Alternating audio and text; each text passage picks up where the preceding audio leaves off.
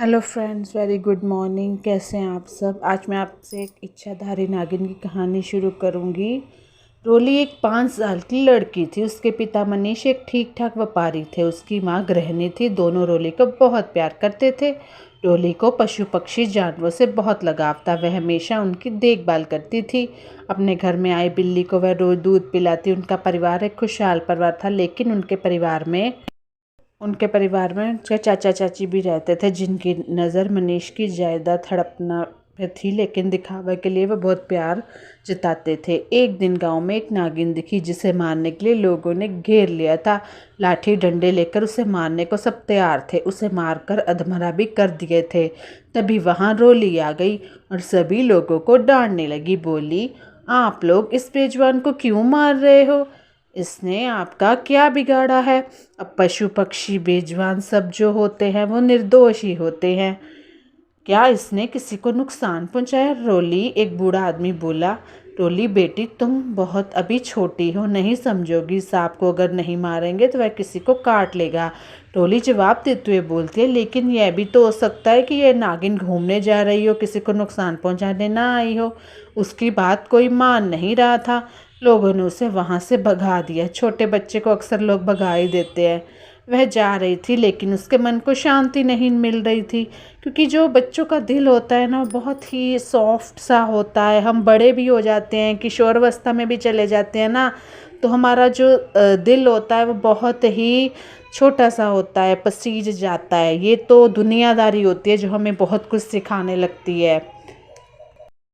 नागिन को बचाने के लिए वह एक योजना बनाती है और चिल्लाते हुए बोली, भागो भागो, शेर आया शेर आया। सभी लोग नागिन को वहीं छोड़कर भाग गए।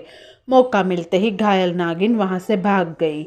यह देख रोली बहुत खुश हो गई। वह घर जाकर अपनी माँ को सारी बात बताती है। उसकी माँ यह सुनकर बहुत खुश हो जाती है। अब बच्चे जो होते हैं, जब कोई खुशी या अच्छा देखते हैं तो बड़ों से करते हैं बात। कुछ दिन बाद रात में रोली और माँ बाप सभी लोग सो रहे थे। आधी रात को खिड़की से एक आवाज़ आई। ऐसा लग रहा था जैसे कोई रोली रोली पुकार रहा है। आवाज़ सुनकर रोली की नींद खुली। वह बाहर जाकर देखी, उसे कोई नहीं दिखा। उसे लगा उसका वहम होगा, उसे कोई नहीं बुला रहा है। दोबारा वह सो गई, लेकिन थोड़ी देर बाद फिर से आवाज़ आई, रोली रोली। लेकिन जब उसने देखा तब कोई भी नहीं था। इस बार रोली उठकर उस आवाज़ का पीछा करते हुए घर से दूर एक सुनसान जगह पर पहुंच गई। अब आवाज़ आनी बंद हो गई थी। तभी अचानक उसके सामने एक नागिन आई और रोली को पूरी तरह जकड़ ली। वह हिल भी नहीं पा रही थी। बहुत देर वह खुद को छुड़ाने की कोशिश करती रही, लेकिन खुद को छुड़ा नहीं पा रही थी। बहुत देर वह छटपटाती रही, लेकिन फिर भी कुछ नहीं कर रही थी, क्योंकि नागिन ने उसको जकड़ लिया था। काफ़ी देर बाद वह नागिन उसे खुद ही आज़ाद कर दी। आज़ाद होने के बाद रोली वहाँ से दौड़ लगाकर भागी। अपने घर के पास गई तो उसने देखा उसका घर आग की लपटों से घिरा हुआ है। पूरा घर दहक रहा था। तो वो देख के अचानक चौंक सी गई। वो एकदम डर गई थी कि हाय राम, मेरे घर को क्या हो गया। नींद में ही उसके माता पिता जलकर मर गए थे।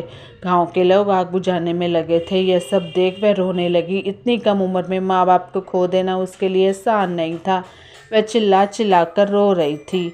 उसे देख उसकी चाची चौंक गई। उसे लगा था कि वह जलकर मर गई होगी, लेकिन असल में यह आग उसके चाचा चाची ने जानबूझकर उनको मारने के लिए ही लगाई थी। अब बच्चे के पर माँ बाप का साया ना हो तो किसी की पीठ नहीं जानता क्या होता है। उसे जिंदा देख वह सोच में पड़ गई कि ये जिंदा कैसे बच गई, लेकिन गांव वालों के सामने कर भी क्या सकती थी। लोगों को दिखाने के लिए वह उसे सीने से लगाकर बोलती है, चुप हो जाओ रोली, मैं हूँ, तुम्हारा पूरा ध्यान रखूंगी, तुम्हें माँ की कमी महसूस नहीं होने दूंगी। लोगों ने आग बुझाई। घर तो पूरी तरह राख में परिवर्तित हो चुका था। रोली अब अपने चाचा चाची के साथ रह रही थी। एक दिन चाचा चाची बात कर रहे थे कि इसके माँ बाप की तरह इसको भी मारना पड़ेगा, तो इसकी सारी संपत्ति हमें नहीं मिलेगी। चाचा बोला, यदि इसे नहीं मारेंगे तो सारी मेहनत पर पानी फिर जाएगा, इसे जल्दी ही मारना पड़ेगा। एक दिन उसकी चाची रोली के लिए खीर बनाती है, जिसमें रोली को जान से मारने की जहर मिलाई हुई थी। रोली अपने कमरे में बैठकर पढ़ाई कर रही थी। उसके पास जाकर बोली, रोली बेटी, मैंने तुम्हारे लिए खीर बनाई है, जल्दी से गरम गरम खीर खा लो, नहीं तो ठंडी हो जाएगी। वह रोली को खीर देने के लिए हाथ आगे बढ़ाई कि तभी एक बिल्ली आई। उसने छलांग मारकर खीर नीचे गिरा दी और वहाँ से भाग गई। उसकी चाची का पूरा प्लान चौपट हो गया। यह वही बिल्ली थी जिसे रोली हर दिन दूध पिलाती थी। उसने समय पर आकर रोली की जान बचाई। ऐसा होता देख उसकी चाची बहुत गुस्साई और बिल्ली को मारने दौड़ी, लेकिन वह बिल्ली उसके पकड़ में कहाँ आने वाली थी, तो वह छलांग मारते हुए वहाँ से भाग गई। आपको पता है, जानवर कोई भी हो, पक्षी भी हो, अपने मालिक का वफादार होता है। अब उसके चाचा चाची ने नींद में रोली का गला घोंटकर हत्या करने की योजना बनाई। रात हो गई, रोली गहरी नींद में भी सो रही थी। तभी दोनों उसके कमरे में आए और उसका गला दबाने लगे। वह तड़प रही थी, उसकी सांसें रुकने लगी थी कि अचानक वहाँ नागिन, जिसे रोली ने गांव के लोगों से बचाया था, आई और दोनों को बहुत तेज से डस ली। उसका जहर इतना विषैला था कि छड़ के मर के दोनों की सांसें रुक गई। दोनों वहीं तड़प कर उसके चाचा चाची मर गए। रोली अपने सीने पर हाथ रखकर तेज तेज सांसें ले रही थी। उसकी आंखों के आंसू रुकने का नाम नहीं ले रहे थे। वह जिन्हें अपना समझती थी वही लोग उसकी जान के दुश्मन थे। वह नागिन एक इच्छाधारी नागिन थी। वह अपना रूप बदलकर एक कन्या के रूप में रोली के सामने प्रकट हुई, जिसे देख रोली चौंक गई। नागिन बोली, तुम घबराओ मत, मैं वही नागिन हूँ जिसे तुमने गांव वाले से बचाया था। जब से तुमने मेरी जान बचाई है तब से मैं तुम्हें रोज देखती हूँ। फिर क्या था, एक दिन मैंने सुना कि यह दोनों आज तुम्हारे घर आग लगाने वाले हैं, इसलिए उस दिन तुम्हें बहुत देर तक जकड़ कर रखी थी ताकि तुम्हारी जान बचा सकूं। नागिन रोली को कह रही है, लेकिन मुझे अफसोस है कि मैं तुम्हारे माँ बाप को नहीं बचा सकी। इन्हीं दोनों ने संपत्ति के लालच में तुम्हारे माँ बाप को जलाकर मार दिया है। तुम्हें जहर खिलाकर मारने वाले थे। मैंने ही उस बिल्ली को भेजा था जिसने उस जहरीली खीर को गिरा दिया। अब तुम्हारा गला दबाकर मारने वाले थे तुम्हें। तो भाई रोली ने नागिन को धन्यवाद किया और बोली, मेरी जान बचाने के लिए बहुत बहुत धन्यवाद, लेकिन मैं एक चीज़ और मांगना चाहती हूँ। नागिन पूछी, क्या चाहिए बताओ, मैं अवश्य दूंगी। रोली बोली, मैं चाहती हूँ तुम हमेशा मेरे साथ मेरे घर में रहो, जिससे मुझे बड़ी बहन भी मिल जाएगी। तो नागिन बोली, लेकिन मैं एक नागिन हूँ, तुम्हारे साथ रहोगी तो लोगों को परेशानी होगी। रोली बोली, मैं विश्वास दिलाती हूँ कि यह राज हमेशा राज रहेगा, यह कोई भी नहीं जान पाएगा कि तुम नागिन हो। नागिन भी उसे मना नहीं कर पाई। अब दोनों खुशी खुशी एक साथ रहने लगे।